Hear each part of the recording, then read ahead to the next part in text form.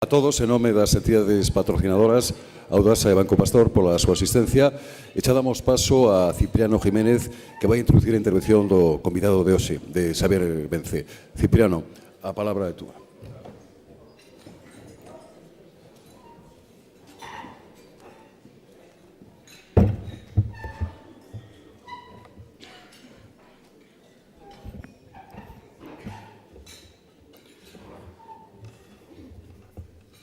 Bos días a todas e a todos.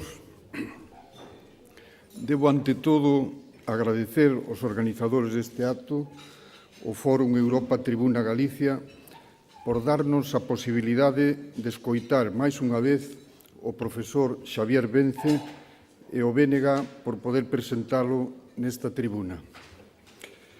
Xavier Vence representa inequívocamente a Galicia do futuro e forma parte dunha xeración que ten a máxima responsabilidade de axudar a construir unha nova etapa do nacionalismo galego. Porén, o noso conferenciante ten que navegar e sortear na conxuntura na que nos atopamos, a unha dereita neoliberal, unha socialdemocracia cómplice do sistema e unha esquerda clásica desbaratada.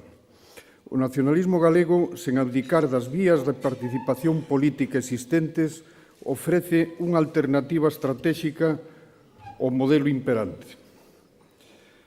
Pero faino está a facer a través de persoas como Xavier Vence no seu posto de grandísima responsabilidade e dificilísimas condicións, tanto no contexto interno como externo, no seu rol de portavoz nacional do BNG, en unhas circunstancias que anuncian graves cambios a nivel mundial. Se a isto engadímoslle o estatalismo españolizador que pon en perigo a propia supervivencia de Galicia como nación e célula de universalidade, precisamos persoas co talante e a capacidade de Xavier Vence con esta paixón que o caracteriza polo saber, polo traballo e polo proxecto político de cara a unha Galicia soberana. Unha Galicia soberana ca que soñaron os nosos devanceiros arredor do que foron as Irmandades da Fala ou o Seminario de Estudos Galegos. Galegos, vos e xerosos da talla dos Vilar Ponte, Otero Pedrallo, Castelao, Cuevillas, Bóveda, Del Riego e tantos outros. Xavier Vence nace en Rodeiro e estudia bacharelato en Vigo. Como nos pasou a tantos rapaces e rapazas a través da súa biografía, podo intuir o importante que para un neno de aldea foi a convivencia coa cidade. Un profesor meu acuñou unha frase moi apropiada para el: o home faise facendo, e se ademais sintoniza ca súa contorna e non se volve renegado ou autocolonizado, o futuro teno máis que garantío. Catedrático de Economía Aplicada na Universidade de Santiago de Compostela, Xavier Vence resulta ser un dos máis brillantes cultivadores do ensaio económico contemporáneo. Profesor convidado en calidade de investigador en varias universidades europeas, Parín Dauphine, de la Sapienza en Roma ou da Universidade de Manchester no Reino Unido. Director do IDEGA, Instituto Universitario de Estudios e Desenvolvemento de Galicia, e do curso de posgrado Economía e Xestión da Innovación. Membro da directiva de EPIP, Asociación e Coordinación do Máster Oficial de Desenvolvemento Económico e Innovación e da área de Economía do Seminario de Estudos Galegos. No mundo das letras é correspondente da Real Academia Galega.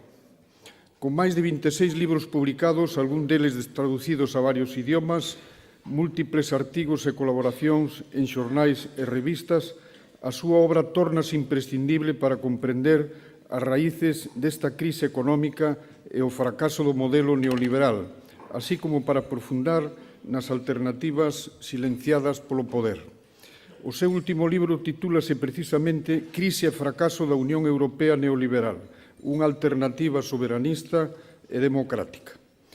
Históricamente, as mellores cabezas do país asumiron o compromiso político co nacionalismo, por seren moi conscientes de que nun país como o noso a ciencia e a cultura hai que poñelas ao servizo da nación que andamos a construir. Así o fixeron persoeiros como Curros, Murguía ou Rosalía. É aí onde temos que situar a biografía intelectual e política de Xavier Vence. Asumir o reto de encabezar o máis profundo relevo xeracional do nacionalismo galego. Para rematar esta presentación de Xavier Vence, quixera traer aquí unhas palabras súas pronunciadas na Asamblea Nacional na que foi electo portavoz nacional do BNG, porque creo que sintetizan moi ben a madeira humana da que está feito este home das terras de Camba. Teño a sensación, dixo Xavier naquela Asamblea, de que o noso futuro nesta etapa depende menos das ideas que profesamos que dos sentimentos que xeramos. Os sentimentos tamén son política. Cultivemos os bons sentimentos, contaxiemos a ilusión. Vostedes poderán comprobar hoxe, máis unha vez, que Xavier Vence transmite ideas moi sólidas, ideas que convencen a calquera persoa con preocupación pola situación e polo futuro de Galicia. Ideas que nos fan sentir firmes e seguros na maneira de ver o país e as súas inmensas potencialidades desde a óptica do pensamento nacionalista. Mais tamén poderán apreciar no seu discurso ese seu verbo que nace da cordialidade do corazón e unha ilusión verdadeiramente contagiosa que invita ao compromiso co país. Deixo xa con Xavier Vence. Moi bons días e obrigado.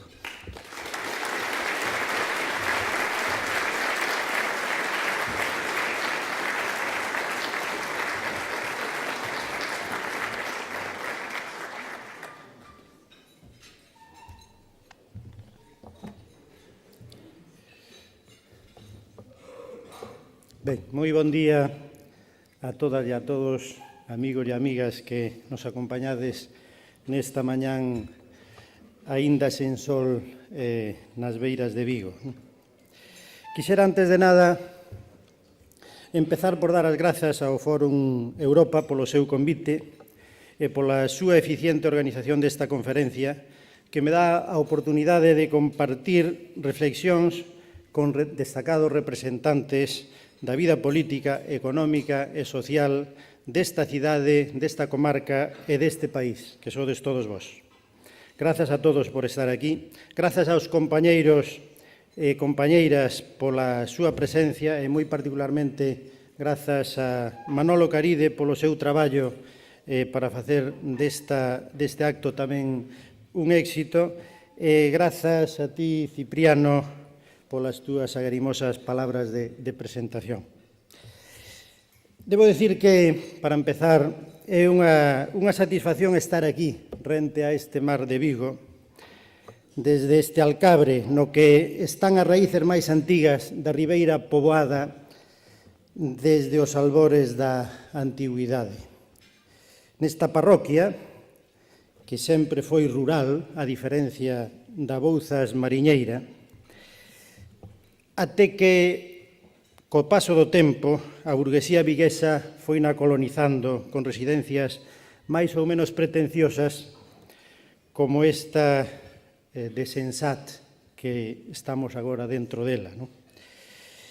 É unha satisfacción en particular estar aquí neste Vigo aberto, desde o que os galegos cruzamos océanos, vivimos no mundo como se fora a nosa casa e tamén por onde recibimos a visita, por veces pacífica e por veces menos, dos grandes povos mariñeiros do Mediterráneo Oriental, dos vikingos, dos normandos e hasta dos piratas de Her Majesty. Pero, sobre todo, é para min unha satisfacción estar nesta cidade que é a cidade da miña adolescencia.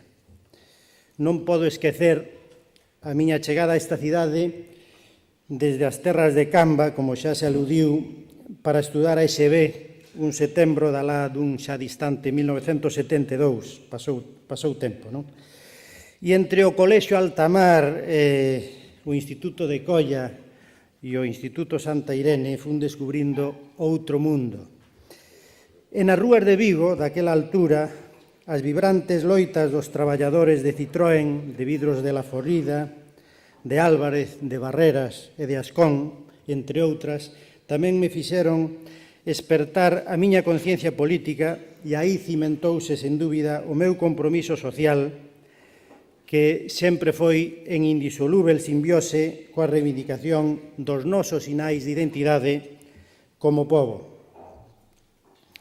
Debo confesarvos que desde aqueles tenros anos vigueses de onde procede a miña simpatía polo proxecto político que hoxe represento, por esa alianza das clases traballadoras para construir unha sociedade máis xusta, máis libre e máis dona de sí. Efectivamente, este Vigo, o das 18 parroquias, é o motor, desde hai tempo, de Galiza, e é a metáfora tamén do país enteiro, no que se condensan e se entrecruzan todas as contradicións, pero tamén moitas das súas oportunidades. Vigo é a sedimentación de moitas Galizas, da Galiza mariñeira, da labrega, da obreira, da comercial, da industrial. E o Vigo do futuro será vizoso precisamente cando asuma plenamente esas súas raíces, porque en definitiva Vigo é, como dixera Cunqueiro, unha cidade fundada á beira dun verso de Martín Codas. Que metáfora tan bonita, non? A beira daquel verso galego e en galego de Martín Codas naceu o Berbés, os mariñeiros, os carpinteiros de Ribeira, o naval dos soldadores, o automóvil, a clase obreira viguesa, esa clase que anda a procura dunha clase capitalista viguesa que non acaba de atopar porque non acaba de botar raíces de verdade. Pero, amigos e amigas, permitídeme que mude de rexistro, porque do que veño a falar hoxe non é de metáforas, nin do pasado, senón máis ben do presente e, sobre todo, do futuro. E iso é así porque iso é o que nos demanda hoxe o noso compromiso ético e o noso compromiso social con esos 290.000 parados que temos no país, 50.000 deles na comarca de Vigo, e é o que nos demandan as 100.000 familias galegas que teñen todos os seus membros en paro e os miles e miles de familias que hoxe viven por debaixo do limiar da pobreza. Como decía Mefistófeles na obra Fausto de Goethe, decía: non podo falar do sol nin dos mundos, só vexo unha cousa, a miseria dos homes. Así que non queda outra que poñerse en liña coa gravidade dos tempos que corren e, aínda que sexa a risco de entrar na prosa crúa e real, imos falar do mundo no que estamos, no que está Galiza, no que está Vigo. Como moi ben sabedes, Vigo, como a Galiza inteira, vive trasteada por unha crise que está facendo abanear os cimentos da nosa economía. Vivimos as desastrosas consecuencias dunha economía na que as finanzas veñen extorsionando a economía productiva e a sociedade no seu conxunto. En realidade, habería que decir que o que nos extorsionan son unhas políticas deseñadas para satisfacer a ambición insaciável das finanzas especulativas que están a mudar o modelo neoliberal, non para desfacelo, senón para radicalizalo. Unhas políticas que parecen impostas por uns poderes que se sitúan por riba da vontade dos povos e da ciudadanía, ao cal tratan de convencer de que hai que renunciar a calquer tentativa de control soberano sobre a marcha do país. Nesa hexemonía absoluta das finanzas globais desreguladas por esencia especulativas está xusto o nó gordiano dos nosos problemas colectivos. Contra ese modelo batalla o BNG, no convencimento de que só así poderemos erguer a economía productiva capaz de soster unha economía e unha sociedade creadora de emprego, de riqueza repartida con xustiza e unha sociedade de servizos públicos de calidade e benestar social. Está ben claro que se os grandes negocios, as grandes oportunidades, as maiores rentabilidades están nos investimentos financeiros especulativos, os recursos irán cara aí e fuxirán da economía productiva. O investimento productivo, como moi ben sabe esta sociedade viguesa, é o que crea emprego e riqueza. e require investimento a longo prazo, períodos de maduración e retornos longos, asumir riscos de xestión e, se un se equivoca, non é tan fácil volver atrás como nos movimentos especulativos que se moven con tanta facilidade polo mundo adiante. Compre pelexar durante moito tempo contra a competencia ao longo dos anos, asumindo os riscos dos cambios que se podan producir no contorno, na economía do país e na economía internacional. E as ganancias, aínda así, sempre serán moderadas. En cambio, o investimento especulativo é fluido, é veloz, é rapidamente reversible, dá ganancias máis altas e máis líquidas. Así que, amigos e amigas, hai que asumir unha realidade crúa, e é que a economía productiva é contradictoria coa economía virada para as finanzas especulativas. E é aí xusto onde están as grandes diferencias entre os distintos proxectos políticos que hoxe temos no país. O BNG defende a economía productiva, a que crea emprego e riqueza, a que xenera salarios dignos e permite soster cun sistema fiscal progresivo os servizos públicos. O PP e o PSOE, en cambio, defenden a economía financiarizada, a especulativa, a promovida pola banca, os fondos e as sociedades financeiras, unha economía sometida aos intereses e á lóxica das finanzas. Por iso, porque iso é así de cru, por iso é un brinde ao sol ese discurso baleiro do emprendedorismo que se propaga desde o poder. Ollo, non queremos decir e non quero decir que estexa mal que haxa xente emprendedora, que a pode haber tanto no ámbito privado como no público, que é algo que se nos escamotea. O problema é que, cando iso do emprendedorismo é un mero discurso placebo para desviar a atención a respecto dos problemas de fondo e, de paso, aproveitar para descargar nos individuos a responsabilidade da súa propia exclusión e frustración. O problema non se arregla con discursos ideolóxicos sobre as virtudes da iniciativa individual, nin tampouco con falsos anuncios de simplificación da burocracia, e menos aínda se iso é aproveitado para repartir subvencións clientelares a plataformas e asociacións pseudoempresariais da órbita do Partido Popular. O verdadeiro problema está na falta de financiamento e de demanda que está dando o traste con centos de empresas neste país e de iniciativas emprendedoras todos os meses. Esa é a verdadeira realidade. A realidade é máis crúa que a desos discursos placebo. O mercado e as políticas están controladas polas grandes corporacións. Que poden facer esas formigas emprendedoras ao lado dos bulldozer das grandes empresas? Certamente pouca cousa. Que hai que buscarse a vida, claro que sí, xa o sabemos, non queda outra, pero que ninguén venda crecepelos. Hai políticas para mudar as condicións reais, ou senón con apelacións ao emprendedorismo non chegamos moi lonxe. 3/4 do mesmo habería que decir con esas invocacións ñoñas que estes días estamos vendo na prensa e nos medios de comunicación a natalidade, como se fose un problema de simple vontade ou vocación individual. Para conseguir unha verdadeira revitalización do país, hai que mudar os piares que fallan.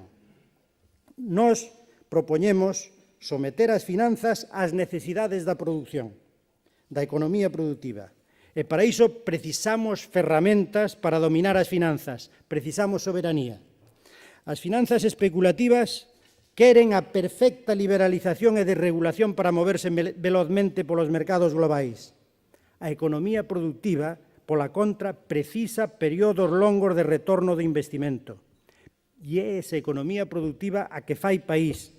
Fixa produción, emprego e poboación no territorio. E sobre ela podemos erguer o edificio dos servicios públicos e do estado do benestar. Sen economía productiva non hai unha cousa nin a outra. Ese é o piar esencial da alternativa do BNG. Piar no que está obxectivamente interesada a inmensa maioría da poboación, incluídos os autónomos, empresarios industriais ou terciarios e, por suposto, toda a xente traballadora, a xubilada e a que se beneficia duns servicios públicos avanzados, quer na sanidade, quer nos servizos sociais ou na educación. Por iso o BNG é crítico, profundamente crítico, co modelo de Unión Europea neoliberal construído polas finanzas nas dúas últimas décadas. Por iso somos críticas e críticos até a insumisión coas políticas da dereita que acaban de arrasar co que aínda queda en pé das conquistas de décadas. Por iso decimos que os recortes feitos a beneficio da banca non levan a ningures e por iso impulsamos ese movimento de resposta que é o espírito de Río Torto. Nesta crise, amigos e amigas, como noutras no pasado, perdemos parte das empresas que se foron creando ao longo de anos de traballo e de crecimento.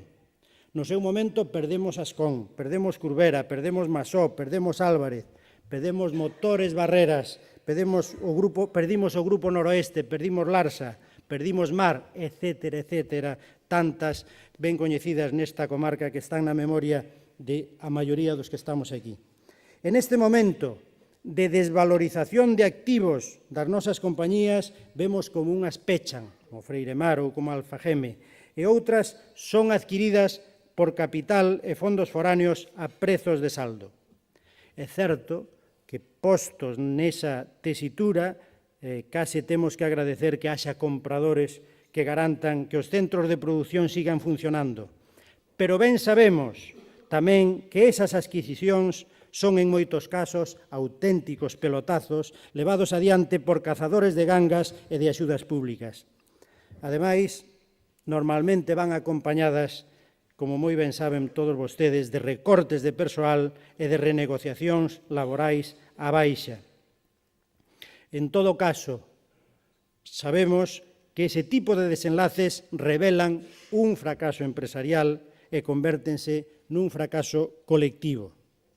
Nestes días, Narwal vai ser comprada por alicantinos, Barreras polos mexicanos de Pemex, PMI.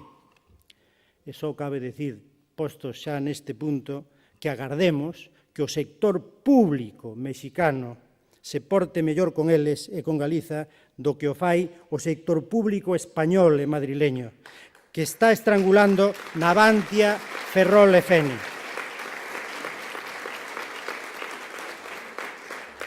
A ver se imos ter que pedir ser Estado asociado de México. Compre advertir de paso que neste país fixéronse adictos en exceso ao catecismo neoliberal. Sei que non pode haber empresas públicas de ningunha maneira e logo de privatizalas resulta que acaban nas mans de empresas públicas doutros países. Enel é dona de Endesa, Volkswagen de Seat, Pemex de Repsol, que agora de Barreras, o Fondo Soberano Noruego compra gas natural e así seguido. Son as contradicións dos que apostaron precisamente por destruir a economía productiva para satisfacer as finanzas. Pero nestas semanas, amigos e amigas, pairan sobre Galiza tres ameazas ligadas ao desenlace da creba de tres piares básicos da nosa economía. Que vai pasar con Pescanova? Que vai pasar con Nova Galicia Banco? Que vai pasar con Navantia? Que vai pasar con elas e con todo o que delas depende? O BNG non está en contra da chegada de investidores, se veñen coa intención de crear empresas na economía productiva do noso país, se veñen para crear postos de traballo. O que estamos en contra é de quedármonos sen tecido propio, por causa de políticas e decisións irresponsáveis ou por obras de xestores delincuentes. Nós queremos que os beneficios e o excedente se reinvistan no noso país, que non emigre cada final de ano. Certo que temos exemplos tamén de empresas ben enraizadas no país, pero tamén é certo que son insuficientes para construir o futuro que precisamos. Amigos e amigas, estamos aquí en Vigo, que é o motor económico de Galicia, como decía, que debería ser unha aposta estratégica no desenvolvemento do país tanto para o Goberno do Estado como para o Goberno da Xunta. Pero a realidade, por desgracia, é ben outra. A realidade pasa por uns actores políticos que, tanto en Madrid como en Santiago, son incapaces de incluir, por exemplo, o Porto de Vigo, a plataforma logística da Plisán, entre as infraestructuras de primeiro nivel da rede transeuropea de transportes. A consecuencia é clara: o primeiro porto de Galiza queda sin financiamento europeo suficiente e, cambio, si o terán os seus competidores máis directos e inmediatos. Nós batallamos, o BNG batallou aquí e en Bruselas por conseguilo, pero outros non o fixeron. A realidade de Vigo pasa tamén por un sector naval que tiña que ser punteiro no mundo, nun momento en que a construcción naval está en máximos a nivel mundial, pero a incompetencia política na xestión do Taslís e a falla de financiamento teñen levado ao sector naval vigués ao borde do abismo, cando ten, como sabemos, todas as condicións de base para estar ao mesmo nivel cos seus competidores europeos. E que decir desa realidade dun sector conserveiro que forma parte do ADN desta cidade e do cual xa non queda quase nada. Non é unha maldición bíblica, nin un atavismo galego isto de quedármonos sin a propiedade do noso tecido productivo. Nós vimos dicindo como facelo e vimos propoñendo alternativas. É un problema de non termos poder político nin financeiro de seu. Esa é a verdadeira raíz da cuestión. Non pode ser que a primeira dificultade o vento leve por diante empresas emblemáticas do noso país por falta de estrategia política como nación e por falta de sistema financeiro propio para garantir o fol financeiro imprescindible para superar baches e acometer reestruturacións e expansións. Sabemos que nin a representación institucional do empresariado nin os actuais gobernantes deste país están á altura para responder a esa necesidade. En particular, ese poder político servil con Madrid e ese empresariado institucional máis preocupado por agradar ao poder político foráneo e á banca española que os chulea que por representar os intereses do tecido empresarial real deste país. Ese empresariado tería que ler La marginación de Galicia de Valentín Paz Andrade, tería que aprender do discurso e da experiencia de Valentín, que, por certo, viviu moitos anos da súa vida aquí ben perto desta casa. 45 anos despois de que el escribira esa obra, seguimos nas mesmas. A vampirización centralista e a drenaxe do noso aforro son, como el decía, o nó gordiano que compre rachar para o noso desenvolvimento.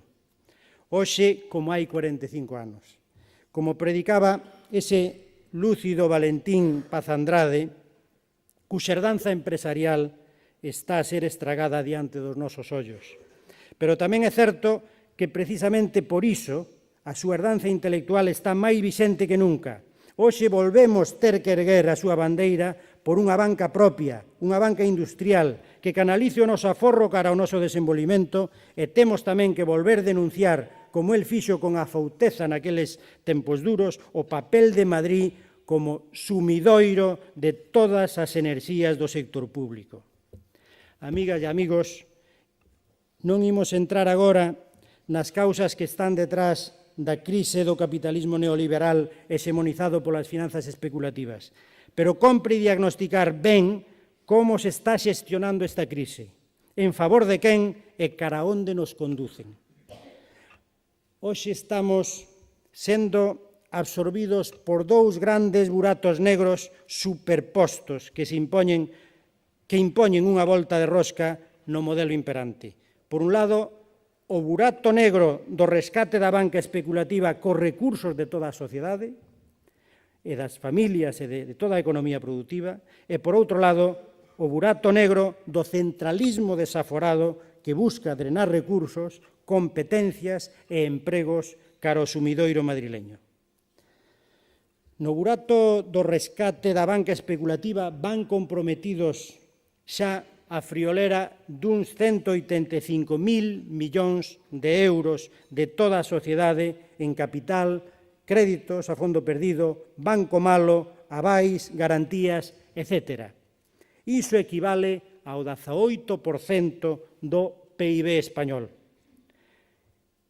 que son os que contribúen precisamente a levar a débeda pública a ese nivel no que hoxe está, que alcanza case o 100% do Produto Interno Bruto. Era mentira que ían servir eses rescates para facer fluir o crédito, e o único que flúen son máis movimentos especulativos e os pelotazos que van dando polo mundo adiante os botíns e compañía. A concentración bancaria máis perigosa arredor dos 4 grandes megabancos que serán os donos do Estado español, ou ben esas remuneracións multimillonarias dos seus altos directivos.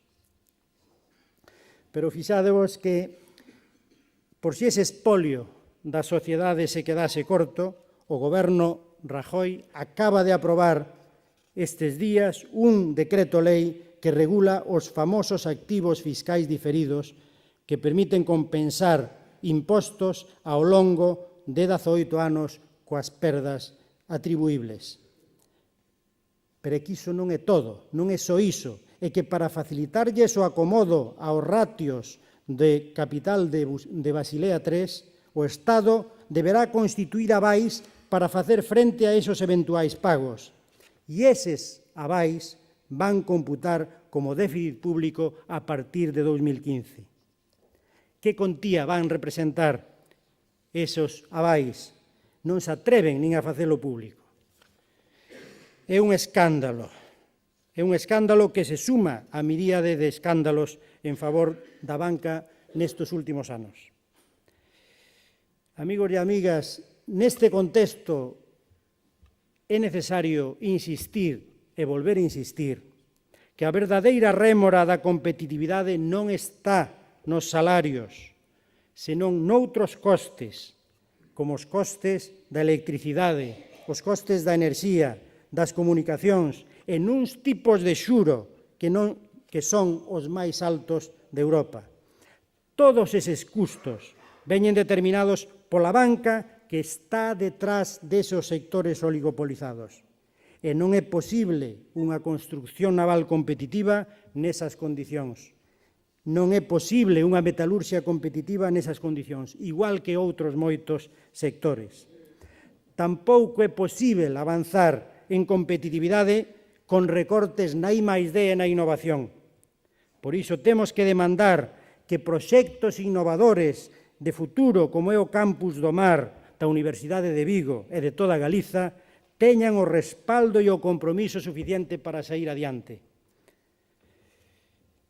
Amigos, as nosas empresas productivas teñen que elexir cais son os seus aliados.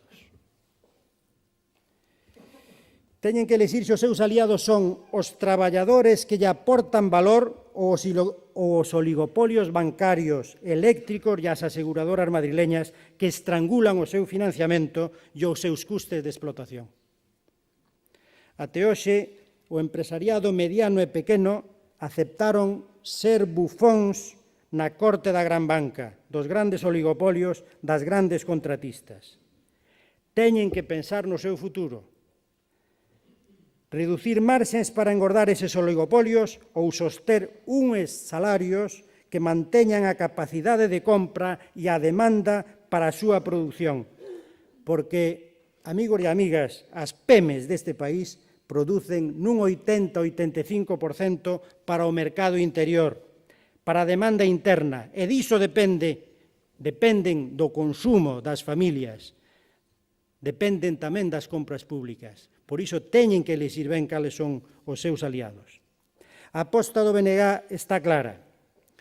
Banca pública galega para garantir financiamento a custes equiparáveis para aos europeos, tarifa eléctrica galega a niveis competitivos co resto de Europa, impostos de sociedades que premien o investimento productivo e a innovación dentro do país frente a esa fiscalidade actual que, increíblemente, promove a deslocalización e o investimento no exterior. Salarios dignos para mellorar o nivel de vida e dinamizar a demanda interna. e deixade que vos diga algo sobre outro grande burato negro que é o centralismo. Estamos inmersos nunha avalancha de medidas destinadas a desmontar o limitado autogoberno que temos e a reforzar Madrid como centro do poder total, político, financeiro e económico. Todo a beneficio da élite económica da Corte que se apropiou do poder do Estado e que financiou o Partido Popular para convertelo na correa de transmisión dos seus intereses económicos máis inmediatos. Boa parte das medidas de centralización teñen como misión a drenaxe de recursos do conxunto do Estado para facer fronte a ese 35% da débeda española que está xerada polas administracións, polas grandes empresas oligopolísticas radicadas en Madrid, como son as eléctricas, as empresas de defensa, a banca e as grandes constructoras, entre outras. O conxunto de todas elas son responsáveis de máis dun terzo da débeda pública total que hai no Estado español. Así que, amigos e amigas, que ninguén se equivoque. Debaixo desta grande crise están redefiníndose as regras, por un lado, dun capitalismo voraz e as regras dunha orde territorial que está nos antípodas dos intereses do noso país. Como en todas as grandes crises do século XX, Madrid manobra para impoñer os seus intereses. Gostaría ter máis tempo para poder detallar a envergadura do proceso de recentralización que está en marcha. É tan multiforme e opaco que non é fácil ver a innumerável batería de medidas que se están poñendo en marcha en todos os frentes, todos os días.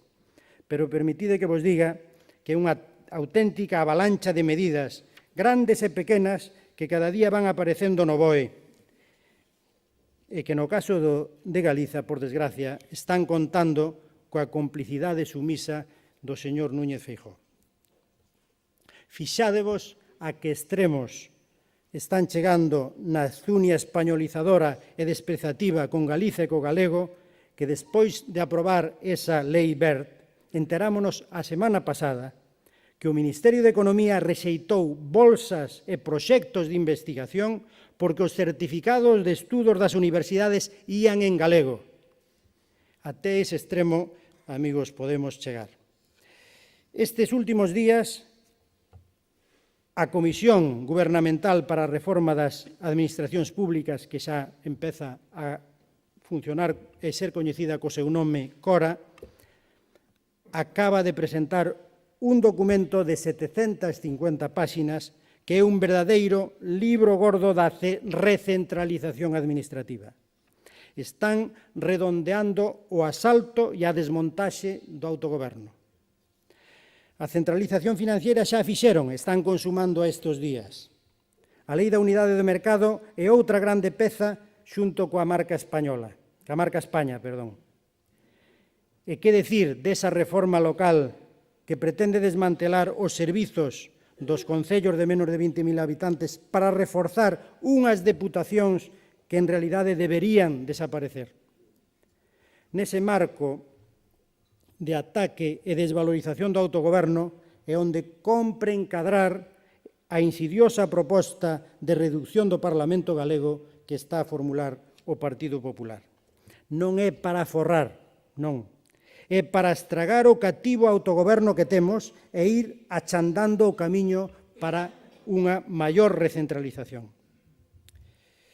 Obviamente outros, como os cataláns, decidiron que eles non van a aturar esa deriva e deciden emprender o camiño da liberdade.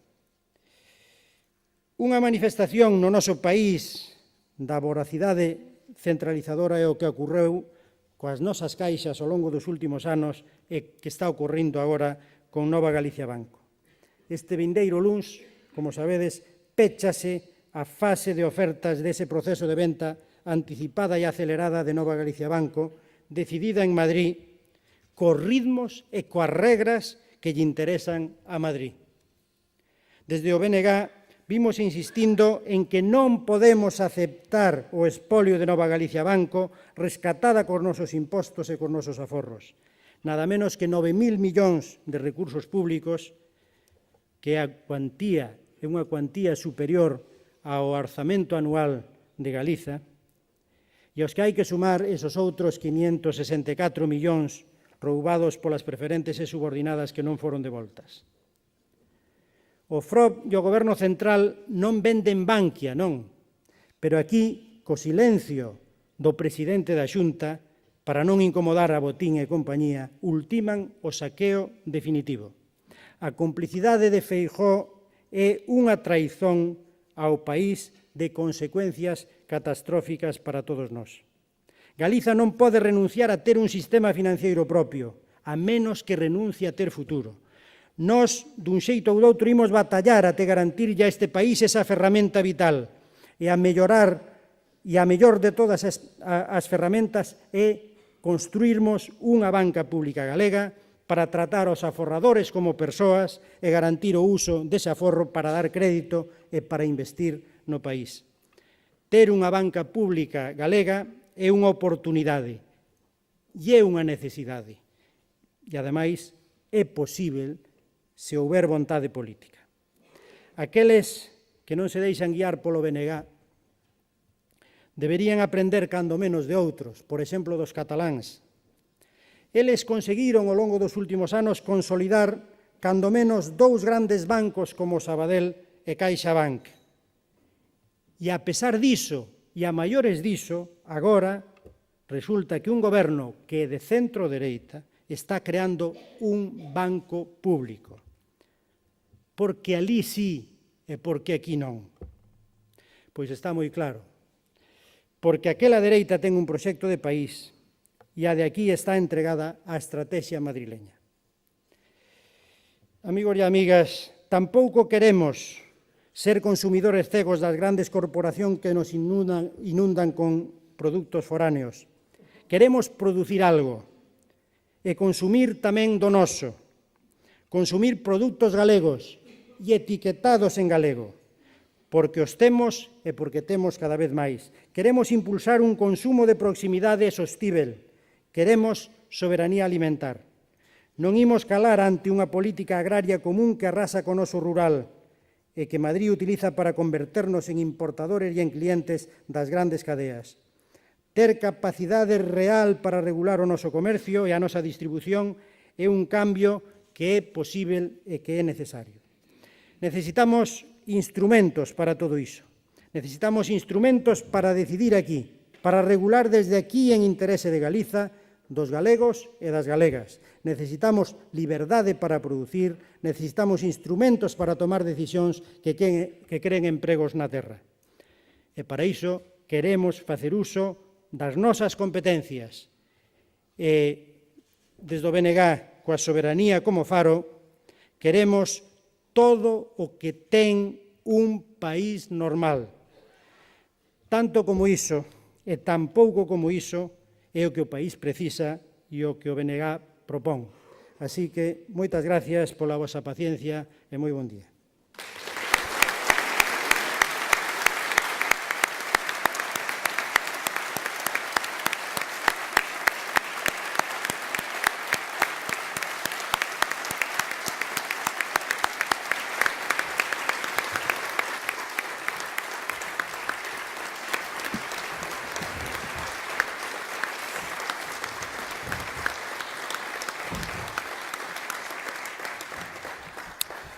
Pois moitas gracias a Xavier Vence. Abrimos a quenda de preguntas. Precisamente sobre Nova Galicia Banco son as que se formulan en maior número. Clodomiro Montero pregunta que efecto terá para as familias e as empresas galegas a inminente venda de Nova Galicia Banco. Xosé Montenegro, sobre Nova Galicia Banco tamén, que pensa que mellor vendelo a un fondo de investimento ou a un banco español? E tamén Adolfo do BNG, que pasará cos 600 millóns de euros que aínda non recuperaron os aforradores estafados polas preferentes cando se venda Nova Galicia Banco? Ben, como acabo de comentar, desde logo, o peor que lle pode ocurrir ao país é perder unha ferramenta da importancia de Nova Galicia Banco que xestiona o 40% do noso aforro e que vai impedir que ese aforro dos galegos sexa canalizado para o investimento productivo do país e para o crédito ás familias.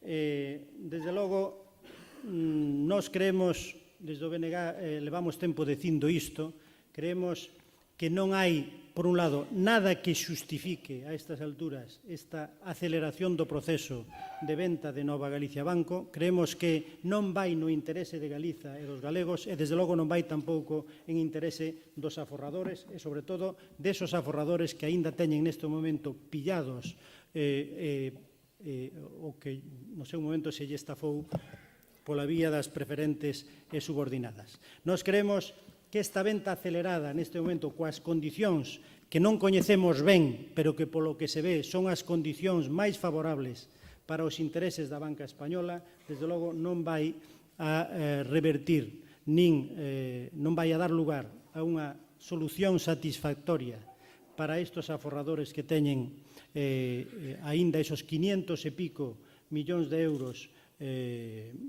pillados pola entidade.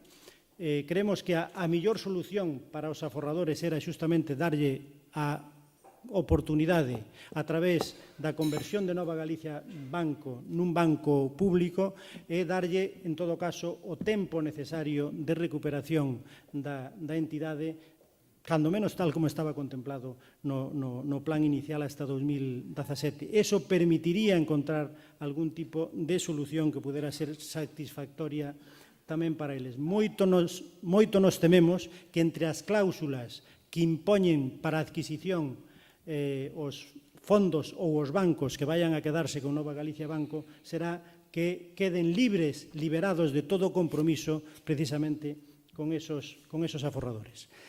Por outra parte, creo que a idea xeral sobre unha das preguntas que se formulaba, creo que foi sobre a que me estendín precisamente na última parte da miña intervención. Desde logo, nós creemos que Galiza, a economía productiva de Galiza, non ten posibilidade de desenvolverse se non temos unha ferramenta financiera que poida garantir esa conversión do aforro dun país que sigue sendo moi aforrador, que poda servir de elemento de transformación dese aforro en crédito e en recursos para o investimento. Por lo tanto, nós creemos que é unha decisión o que se está tomando nestes días, os pasos que se están dando nestes días son pasos que van lastrar o noso futuro por moito tempo. E tamén sobre esos piares do que falaba o noso convidado, como ve o futuro do sector naval, tendo en conta que os estaleiros, salvo algunha excepción, están sen carga de traballo? Tamén sobre o sector naval, o modelo de tax lease se é un modelo que é viable. E, finalmente, tamén a eurodeputada Ana Miranda pregunta se esta cidade, Vigo, sufriu un desleixo por parte de diversos gobernos centrais a negociación na Unión Europea, tax lease, Porto Vigo, política pesqueira común. Que alternativas propón? Obviamente, son moitas cousas para desenvolver en unha pregunta en poucos minutos. A primeira cuestión que nós temos moi claro é que o sector naval é un sector de futuro, sigue sendo un sector de futuro, porque no mundo demándase cada vez máis buques, porque o futuro do transporte global, do transporte mundial, é o futuro do transporte marítimo, e para o transporte marítimo necesítanse, obviamente, buques para facelo. E, ademais, sabemos que neste momento a industria da construción naval no mundo está en un momento de alta demanda. O problema é por qué? Porque nesas condicións, en cambio, os nosos asteleiros están maioritariamente sin carga de traballo. Algúns dos pequenos teñen, afortunadamente, algo de carga de traballo, pero os nosos asteleiros maiores, os de Navantia, en Ferrol e Fene, e algúns dos asteleiros máis importantes da ría de Vigo están sin carga de traballo. A razón para nós é moi clara, porque non hai unha política industrial e unha política orientada ao desenvolvemento da construción naval. Como decía antes, non hai unha política de acompañamento que permita a competitividade e que facilite a competitividade deste sector a nivel mundial, porque os custos son máis altos como decía antes, empezando polos custos da electricidade e outros custos importantes que neste tipo de industria tamén, pero sobre todo porque non hai financiamento. A construción naval é un tipo de actividade industrial que é moi sensible ás condicións do financiamento porque implica operacións de produción de longo plazo de maduración. A construción dun buque son varios anos normalmente, non? E iso necesita unhas condicións de crédito que permitan ese financiamento en boas condicións. Si en Europa os asteleiros europeos dos grandes lobbies da construción naval holandesa e alemana teñen crédito ao 4%, máis ou menos, e os nosos asteleiros ou ben non teñen crédito, nin tan siquiera teñen avais para levar adiante as operacións financeiras correspondentes, e cando teñen crédito teñeno a uns custos absolutamente desproporcionados que poden ser do 10 ou do 12%, é difícil que esa construción naval sexa competitiva. Por lo tanto, nós, máis alá de outras cousas, queremos que o futuro da construción naval no noso país depende, por un lado, da seguridade no tratamento fiscal dos investimentos neste sector e, por outro lado, depende de xeito crucial dun sistema financeiro que financie esa actividade nas condicións apropiadas como ocurre en toda Europa. E nós sabemos que iso non o vai facer nin o Banco de Santander, nin o Banco de Bilbao, nin la Caixa. Nós sabemos que iso só o pode facer de verdade unha banca pública, unha banca industrial, que, polo que se ve, non é polo que aposta o Partido Popular nin a nivel de Madrid, nin a nivel galego. Por lo tanto, é unha das razóns, unha máis, polas cuales desde o BNG temos moi claro que o futuro do país e o futuro da industria do país depende de que sexamos quen de construirmos unha banca pública galega, unha banca con vocación industrial. Ana Santo me pregunta, ao vindeiro ano hai eleccións europeas, cal é a previsión do BNG tendo en conta que é unha cita electoral que non suscita demasiado entusiasmo?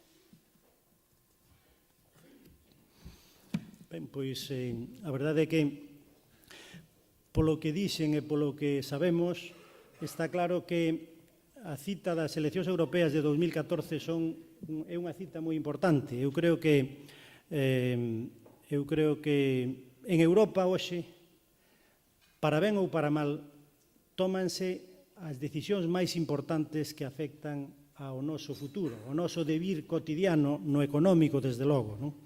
Aí en Europa se decide a regulación do comercio exterior, en Europa se decide as políticas de gasto nas súas liñas principais, en Europa se decide tamén as liñas mestras da política financiera, e en Europa se decide a nosa política agraria, a nosa política pesqueira, etcétera, etcétera, etcétera.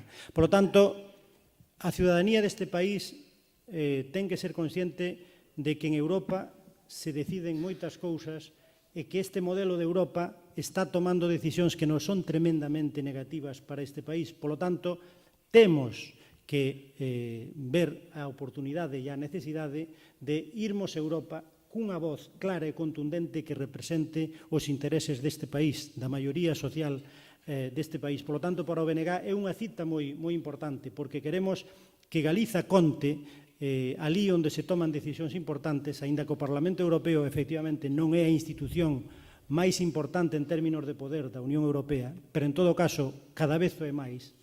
E, desde logo, queremos, ademais, ir a Europa con un proxecto que permita mudar esa Europa que nos tritura e que está levando por diante a nosa economía productiva igual que a do resto da periferia europea. Por lo tanto, nos creemos que é moi importante concienciar a ciudadanía deste país da importancia desa cita e é moi importante concienciar a todos os galegos de que necesitamos unha voz propia en Europa. Por iso, no BNG apostamos por conformar unha grande coalición con todas as forzas nacionalistas de esquerda deste país, e neso estamos tratando de construir esa gran coalición que permita que Galicia teña unha grande representación en Europa. E queremos reforzalo e garantizar esa presencia con os acordos nesa macrocoalición que queremos conformar tamén coas outras forzas nacionalistas de esquerda do resto do Estado. E facemos unha apelación á responsabilidade de todas as forzas galegas, de todas as forzas que se reclaman do nacionalismo e do galeguismo neste país para que asuman a súa responsabilidade nesta tesitura, nestas circunstancias, porque creo que nos xogamos moito como país, non só nestas eleccións, sino que no que empeza a dibuixarse no panorama político nestes tempos que veñen, non? Esa aposta que estamos facendo neste momento o BNG con absoluta clareza, con absoluta convicción, non? Javier Garrido, Círculo de Empresarios, Clube Financeiro, pídelle que se pode describir un caso de éxito do modelo económico que defende o BNG. Un non, podría poñer moitos. Neste momento, eu diría que, para empezar,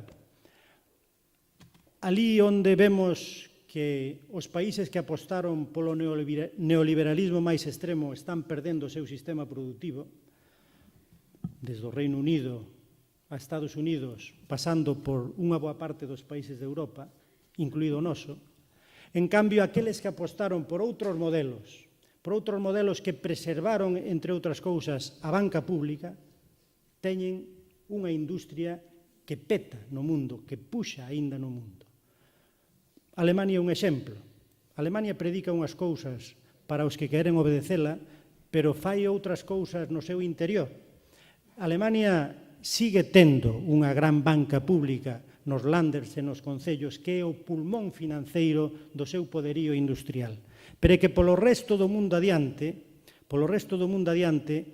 os países chamados emerxentes que están conquistando os mercados de produtos, de bens no mundo, están o facendo sobre a base dunha banca pública que financia a expansión industrial desos países. Desde logo, podería poñer exemplos que para o mundo hispano deberían ser máis familiares, polo menos en términos de información. En Latinoamérica, na última década, estáse dando un fenómeno moi interesante que todo o mundo debería estudar e coñecer.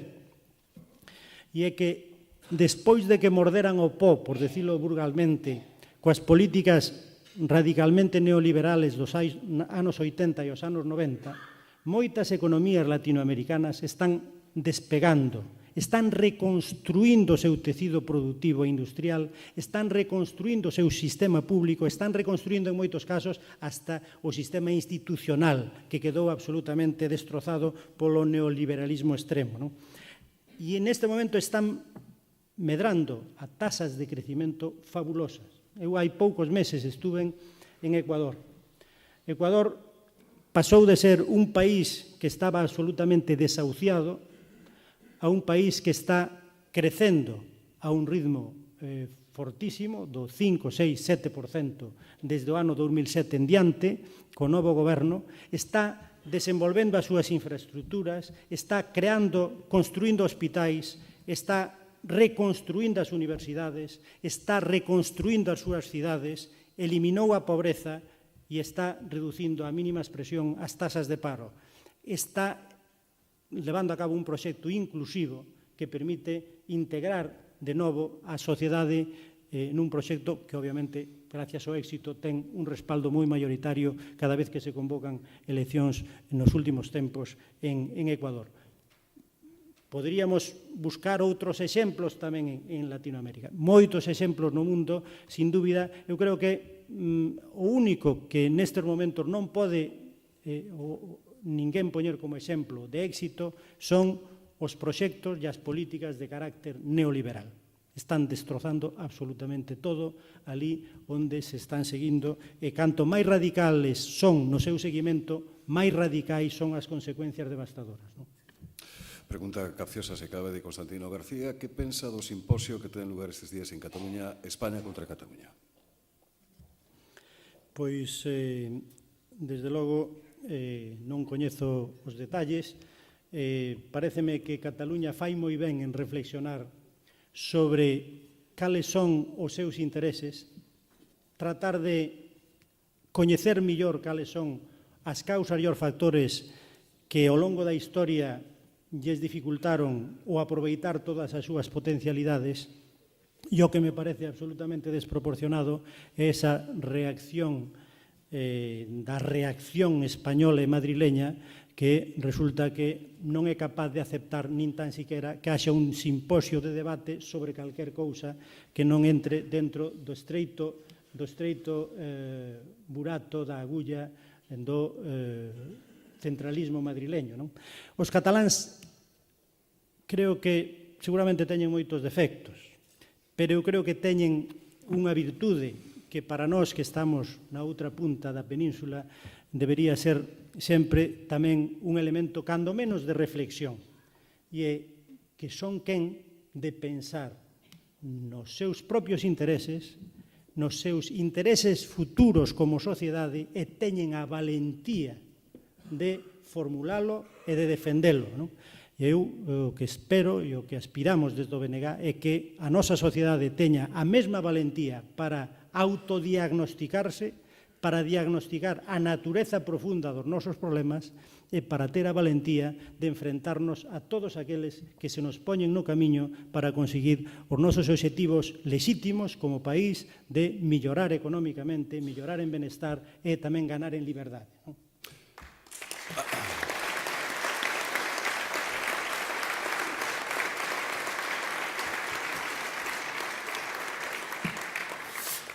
Preguntan tamén se vai ser posible a curto prazo a reunificación do nacionalismo galego.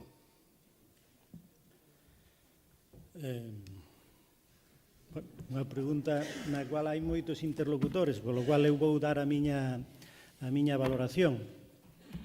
Desde logo, o BNG ten moi claro un diagnóstico, o que chegou na súa última Asamblea Nacional, e é que un interés estratégico para o nacionalismo e para o país o termos un nacionalismo forte, ter un nacionalismo potente, ter un gran polo que pense en clave de país, como acabo de decir anteriormente. Por lo tanto, estamos interesados en que ese grande polo se conforme. Depende de todos que iso sexa posible. Desde logo, no BNG estamos traballando na dirección de tender pontes, de dialogar con todo o mundo para reconstruir ese espacio nacionalista para que sexa o máis forte posible. Desde logo, hai moitas formas de avanzar nesa dirección. Estamos, digamos, axudando a crear condicións para iso. Nós creemos que a unidade de acción é unha vía, un camiño de arranque para reconstruir esa unidade estratégica do nacionalismo. E niso estamos traballando. Obviamente, eu creo que a base social do nacionalismo está entendendo esta mensaxe, que é o noso obxectivo principal, que a maioría nacionalista que existe na sociedade deste país confíe na importancia dese proxecto, e logo as forzas que están organizadas nese ámbito, pois o que esperamos é que pouco a pouco vayan tendo a madurez e a responsabilidade suficiente como para contribuir ao reforzamento dese espacio nacionalista e, desde logo, non contribuir ao reforzamento do espacio das forzas estatais ou ao reforzamento da penetración en Galicia de outras forzas de carácter estatal. Pero iso é responsabilidade dos demais. Nós estamos facendo todo o posible para que o nacionalismo recupere a fortaleza que o país necesita. Pregunta tamén acerca desa oposición que ten vostede a reducción dos deputados na Cámara Galega. Bueno, como comentaba antes na miña presentación, para o BNG está claro que a reducción de representantes no Parlamento galego non ten nada que ver con ningunha medida de aforro, que é absolutamente ridículo e insignificante.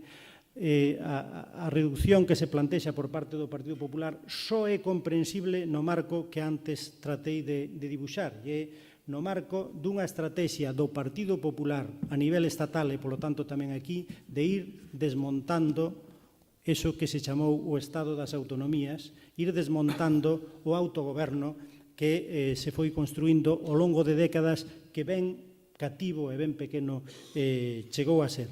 Nesa estrategia de reducción da importancia do autogoberno, obviamente, unha Cámara legislativa con menos capacidade de traballo, con menos capacidade legislativa, para eles é funcional.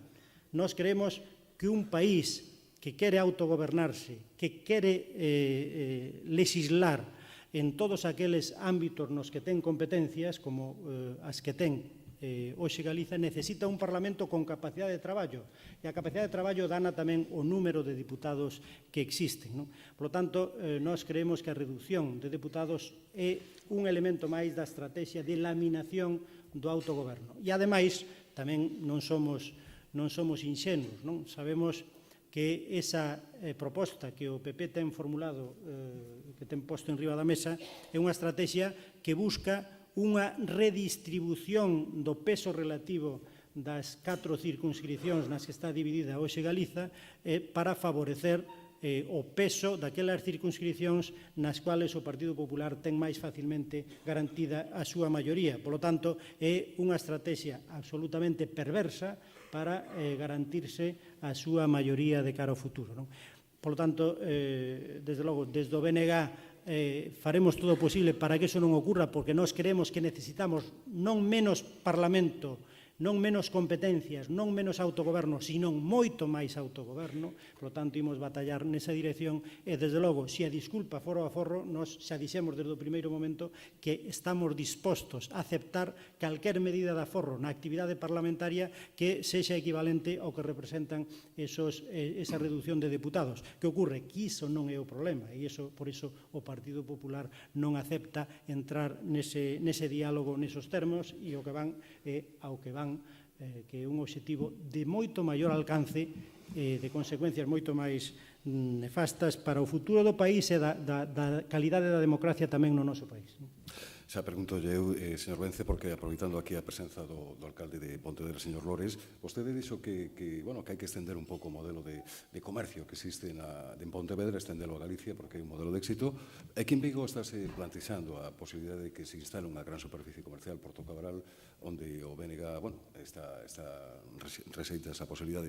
E por outra parte tamén, acerca das declaracións do señor Cesario Mosquera, que é deputado provincial e tamén concelleiro en Pontevedra, acerca desas disputas existentes entre o alcalde de Vigo e o presidente da Deputación que están un pouco prexudicando aos cidadáns aquí en Vigo.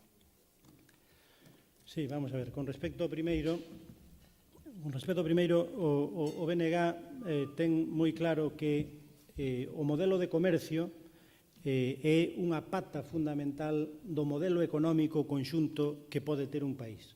Nós entendemos que a distribución e o comercio son un elemento fundamental para poder articular o tecido productivo, o tecido da economía real do país. Unha distribución e un comercio apegado ao país con canles de distribución galegas con canles de distribución apropiadas ao que é a produción do país pode favorecer, pode reforzar a capacidade productiva do país, axudar a manter actividade no sector primario, actividade tamén no sector industrial. O comercio, polo tanto, o modelo de comercio non é independente do tipo de economía productiva e, polo tanto, de economía que queremos. Igual que non é independente do modelo de vida que queremos. Nós creemos que as cidades deben ser espazos para vivir, espazos para disfrutar, teñen que ter vida. E para ter vida teñen que estar cheas de actividade económica, de actividade de todo tipo. E, polo tanto, por iso creemos que o modelo de Pontevedra en concreto, que apostou polo comercio de proximidade urbano, está permitindo conformar unha cidade que é hoxe un modelo en Galiza, é un modelo a nivel europeo, porque fai que haxa vida na cidade, non queden as rúas abandonadas, se poda disfrutar da cidade e haxa actividade económica no interior da cidade. Fai unha cidade moito máis compacta, moito máis cohesionada e moito máis vivible, non? Entón, nese sentido, queremos que este modelo se traslade ao resto do país. Obviamente, noutros concellos onde gobernamos, digamos que Pontevedra é unha cidade importante que pode servir para servir de espello, pero noutros concellos onde gobernamos estamos tamén con esa mesma estrategia de promoción do comercio local, do comercio de proximidade. Creemos que as grandes superficies xa non é teoría, é a constatación dunha realidade. son algo que se leva por diante ese modelo de cidade e é algo que se leva tamén por diante pois o que é a nosa capacidade produtiva. As grandes superficies son a punta de entrada da produción foránea. As centrais de compras das grandes cadeas de distribución obviamente están fora, están en Madrid ou están en París ou están donde sea. E iso que permite é que logo todos os tentáculos da rede de distribución sexan a vía de entrada dos produtos desos países ou de outros países no noso consumo. Polo tanto, debemos, e o BNG está formulando isto, debemos parar a implantación de grandes superficies para fortalecer o comercio local, que non é un comercio que teñamos que ver como algo tradicional ou do pasado, sino que eu creo que é xustamente o comercio do futuro, a distribución do futuro, a que dá unha calidade de vida tamén e que permite a comercialización duns tipos de produtos que se producen en proximidade e que poden ser de moita maior calidade, en particular, por exemplo, no alimentario.